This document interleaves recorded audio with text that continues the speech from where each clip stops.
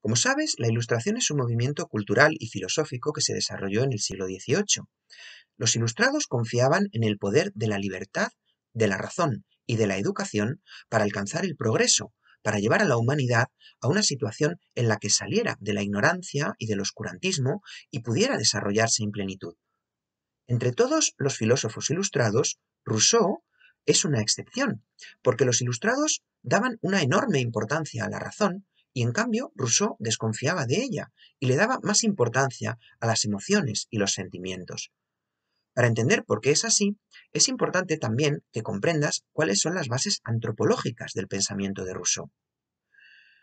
Imagina cómo sería la vida antes de que existiera la sociedad. ¿Qué pasaría si no viviéramos juntos?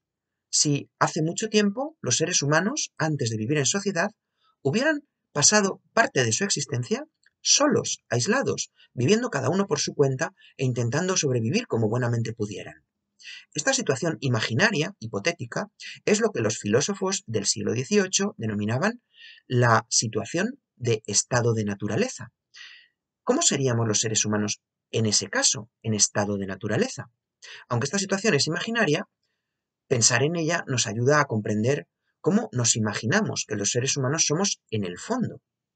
Como sabrás, Hobbes, que era un filósofo del siglo XVII, pensaba que en esa situación los seres humanos seríamos egoístas, crueles, ambiciosos. Hobbes decía que en estado de naturaleza el hombre era un lobo para el hombre y la vida era una lucha continua de todos contra todos para sobrevivir. En cambio, Rousseau tiene una idea completamente contraria. Para Rousseau, en estado de naturaleza, los seres humanos somos libres, buenos y felices. Todos los seres humanos, dice Rousseau, en el fondo tenemos dos sentimientos básicos. Uno, que él denominaba el amor a nosotros mismos, que es un deseo de supervivencia, de persistir, de sobrevivir. Y otro, que es la compasión, es decir, la capacidad de preocuparnos por lo que el otro siente y de tratar de acercarnos a él para ayudarle. En estado de naturaleza, los seres humanos se caracterizan entonces por el amor a sí mismos y por la compasión. Son buenos, son libres, son felices. ¿Qué es entonces lo que ha pasado? Porque ahora los seres humanos no somos así. Rousseau cree que el origen del problema estuvo en la invención de la propiedad privada. Cuando se inventó la propiedad privada y empezó a haber personas que poseían cosas propias, ahí empezó la corrupción de la humanidad, porque entonces empezamos a compararnos unos con otros, a querer ser más que los demás, a tener envidia, a ser egoístas.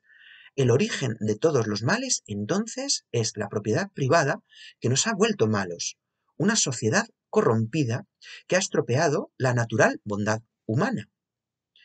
En estado social, es decir, cuando los seres humanos vivimos con los demás, el amor a sí mismos, que era bueno y natural, ha dado paso a algo muy diferente, al amor propio, dice Rousseau, que es una especie de orgullo, un deseo de ser más que los demás, una comparación continua que nos hace luchar continuamente, competir con los otros y no estar jamás satisfechos.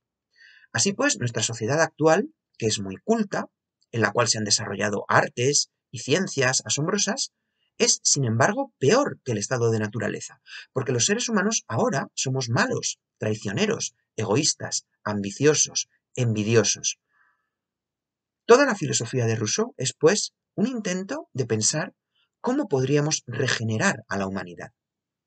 ¿Hay algo que podamos hacer para devolver al ser humano a eso que es en el fondo, alguien bueno, libre y feliz? Rousseau cree que sí, y cree que lo que podemos hacer son básicamente dos cosas. En primer lugar, una nueva forma de sociedad basada en un nuevo contrato social, que es la clave de su filosofía política. Y en segundo lugar, lo que podemos hacer es reformar la educación. En un vídeo posterior veremos cuáles son las ideas políticas de Rousseau. Vamos a ver ahora cómo se imaginaba que debería ser la educación. Rousseau era muy crítico con la educación que se daba a los niños en el siglo XVIII, que era una educación basada en los libros, la disciplina, el castigo y la memoria. Rousseau creía que así nadie podía aprender en libertad, que lo bueno sería una educación natural, en la que el espontáneo deseo de saber que todos tenemos dentro, nuestra curiosidad natural, floreciera. Así pues, una educación buena tiene que intentar desarrollar eso que somos en el fondo, seres buenos, seres libres, seres felices. Si la educación se hiciera de otra manera, piensa Rousseau, nuestra verdadera naturaleza, la bondad, podría florecer. Pero ¿cómo sería una educación así? Desde luego no estaría basada en libros ni en aprender de memoria cosas, sino que estaría basada en la naturaleza.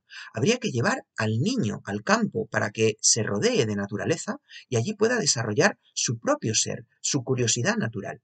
El maestro tiene que ser un guía que le ayude a encontrar las respuestas a las preguntas que él se plantea y que le ayude a desarrollar paso a paso, de una manera programada, su bondad natural para convertirse en un adulto, en una persona madura, capaz de dominarse a sí misma, capaz de ser autónoma, de elegir por sí misma su camino en la vida.